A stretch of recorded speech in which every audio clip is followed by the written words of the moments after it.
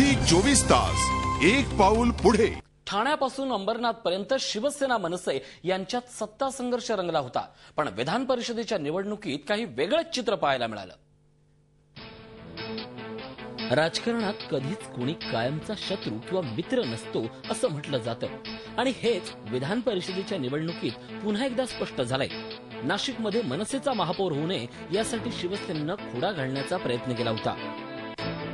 त्याला उत्तर म्हणून मनसेनं ठाण्यापासून अंबरनाथपर्यंत विविध समित्यांच्या निवडणुकीत शिवसेनेला जबर तडाखा दिला।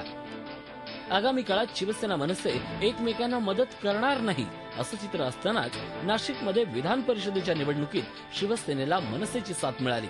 त्यामुळे सार्वजनिक बांधकाम मंत्री छगन भुजबळांना आपला उमेदवार जिंकून आणताना चांगलाच घाम फुटला होता। मनसेची ही राजकीय खेळी भुजबळांच्या चांगली जिव्हारी लागली आहे। त्यामुळे त्यांनी दोन्ही ठाकरे बंधूंना एकत्र येण्याचा सल्ला दिलाय।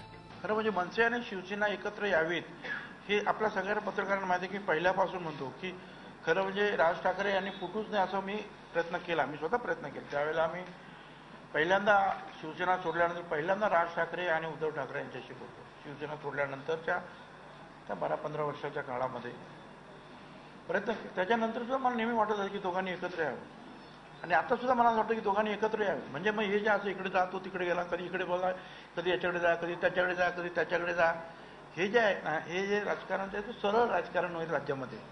छगन भुजबळ आणि राज ठाकरे यांच्यातला राजकीय संघर्ष काही आजकालचा नाही। महाराष्ट्रात युतीची सत्ता असताना रमेश किणी प्रकरणावरून राज ठाकरेंविरुद्ध भुजबळांनी रान पेटवलं होतं। त्यामुळे भुजबळ विरुद्ध शिवसेना असा संघर्षही झाला। पण मधल्या काळात छगन भुजबळ आणि बाळासाहेब ठाकरे या दोन नेत्यांनी एक पाऊल मागे घेत राजकीय संघर्षाला विराम देण्याचा निर्णय घेतला। पण भुजबळांचे राज ठाकरेंशी असलेले मतभेद कायम राहिले। नुकत्याच पार पडलेल्या महापालिका निवडणुकीत राज ठाकरे आणि भुजबळ या दोघात वाकयुद्ध रंगलं होतं।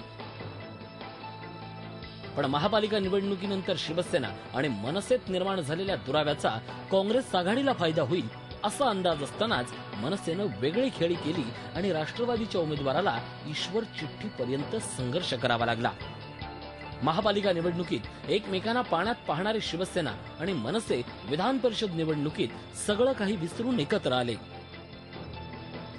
राजकारणात कधी काय होईल हे सांगता येत नाही, हे या निवडणुकीत पुन्हा एकदा स्पष्ट झालं।